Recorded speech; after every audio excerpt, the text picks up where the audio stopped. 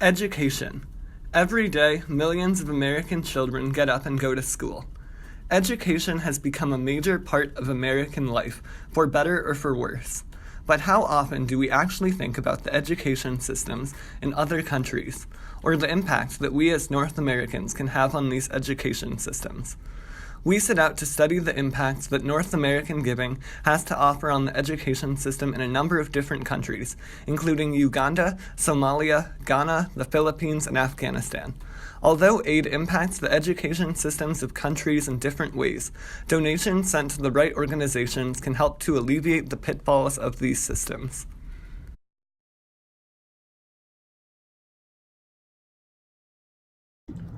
In Uganda, the government passed laws instituting universal primary education in 1996 and universal secondary education in 2006, ensuring a government-paid education to all children in the country. While these ideals seemed noble, the implementation of the laws actually served to weaken the education system. In an article on parent involvement in education in Uganda, Betty Azadi and other researchers found that the implementation of UPE in USC made parent involvement in the education system politically incorrect and made teachers less motivated to teach. While Uganda designates 31% of its budget for education, there exists an inverted pyramid, as described by Santiza Kajubi, which focuses more on higher education and less on primary and secondary education. Overall, this means that the education system suffers at the bottom, where it can have the largest impact on the most people in the country as a whole. In the Philippines, widespread financial inequality bleeds through to the education system. Students are unable to enroll or attend school because they are part of the labor force and working to supplement their family's income. Despite the fact that long-term, an education would result in a higher salary, short-term needs take precedence in order to survive. Furthermore, as the economic focus of the country shifts from agriculture to manufacturing, the income gap between rural and urban areas increases. In turn, governmental education funding goes primarily to urban areas. In rural areas of the country, schools lack quality teachers, facilities, and materials. Due to the decentralization of education, school curriculum promotes the priorities of various interest groups and countries seeking to advance their own agenda instead of improving education quality. As a result of this patchwork of influences, there is a distinct lack of national Filipino identity. Between this and the continuous portrayal of the United States as a pseudo-paradise, many educated Filipinos emigrate to America after finishing their schooling in a phenomenon dubbed the brain drain. Ultimately, the overall inequality in the Philippines has a strong negative influence on the education system.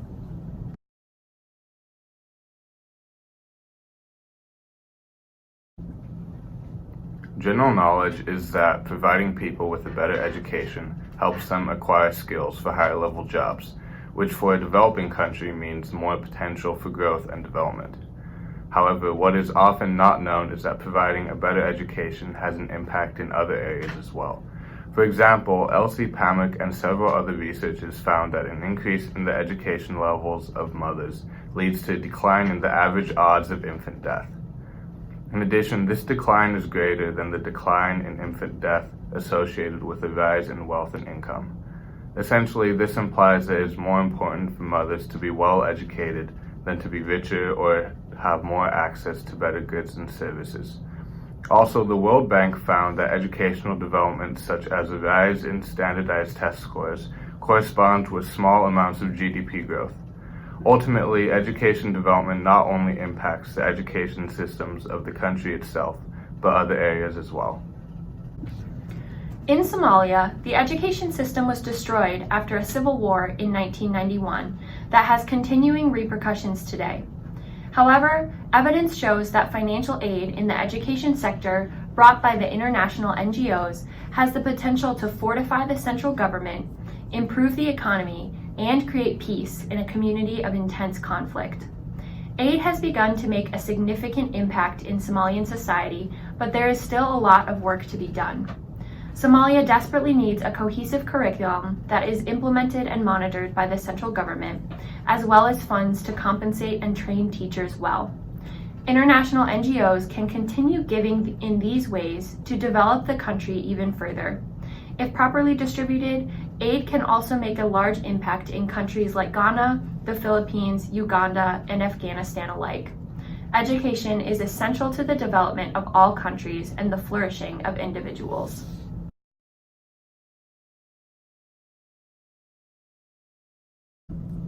A consistent source of aid can have a direct impact on the three main education issues in the Philippines: on enrollment, locational inequality, and the brain drain. Aid provided directly to families, not even necessarily to the education system itself, would make up for the wages lost by a child going to school. Often, programs such as these even include a requirement that all appropriately aged children are enrolled in order to receive funds. Secondly, aid intentionally directed to rural areas makes a world of difference in increasing teacher salaries, materials, and facilities in public schools. This has a huge impact in decreasing the education quality disparity between rural and urban areas. Finally, a consistent source of aid would allow for curriculum reform that doesn't mold to the ulterior motives of whoever happens to be funding it. Over time, this would promote the creation of a national identity and weaken the occurrence of the brain drain.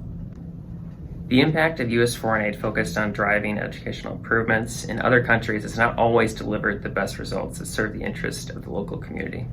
For U.S. involvement in Afghanistan, the rationale for reconstruction post-Taliban since 2001 has been designed to show a spirit of generosity with a nuance that follows U.S. national security interest.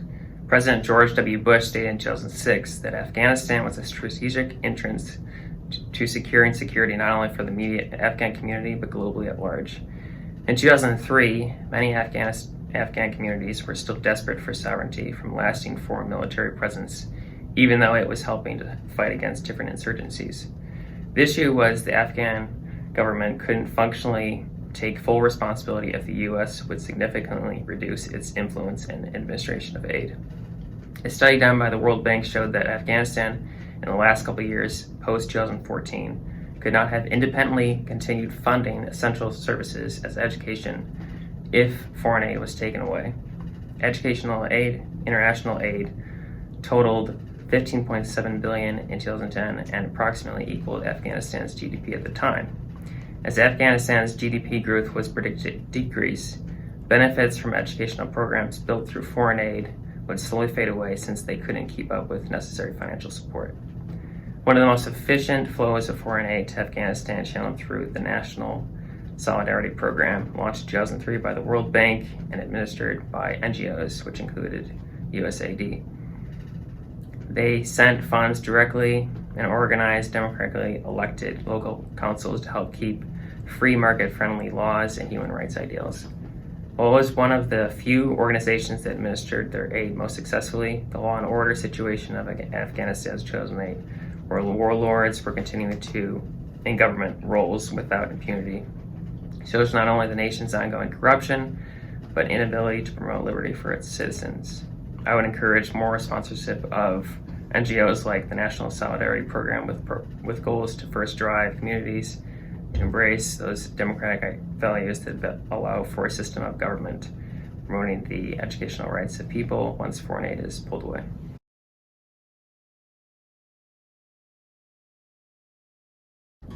In Matthew 25:40, Jesus says, "Truly I tell you, whatever you did for one of the least of these brothers and sisters of mine, you did for me." We have seen the impact that a strong education system can have on a country. In the spirit of Jesus' command to truly love our neighbors as ourselves, we can have a positive impact on the education systems and thus on the development of other countries. Now it's your turn. International NGOs cannot support education in developing countries without your help. The best way to donate and to aid these countries is to donate to NGOs such as these, which are truly having a positive impact on the education system in these countries. Compassion International, African Education Trust, Golden Partnership for Education, World Vision International, and the National Solidarity Program.